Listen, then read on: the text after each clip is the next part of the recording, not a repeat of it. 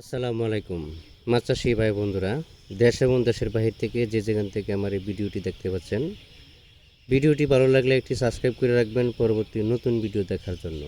আজকে আমি আলোচনা করব 2025 সালের নতুন বছরের 28 দিন হরমোন কমপ্লিট করা হাইব্রিড মনোসেক্স তেলাপিয়া মাছের পোনা সম্পর্কে। আপনারা টাইগার কোন, মনোসেক্স কোন, আপনি সিপি কোন, মেগা কোন, প্রাইম কোন, যাই বলেন না কেন, আগে একটা জিনিস ফলো করতে হবে যে মাছের মধ্যে 28 দিন হরমোন কমপ্লিট করা আছে কিনা। 28 দিন হরমোন কমপ্লিট করার পরে এই মাছের বিভিন্ন প্রকারের নাম দেওয়া যায়।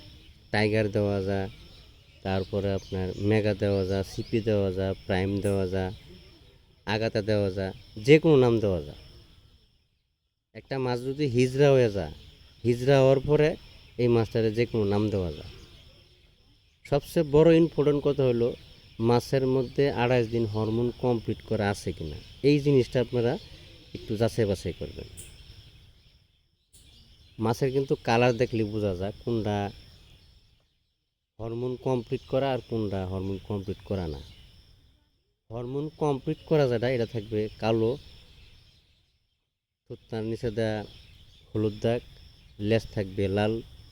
আর যেটা হরমোন ছাড়া এটা ডাইরেক্ট সাদা মাছ।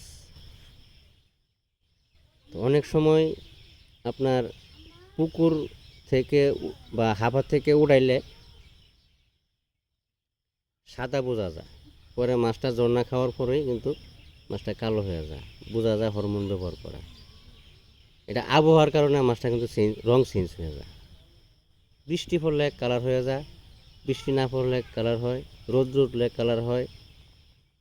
এই জন্য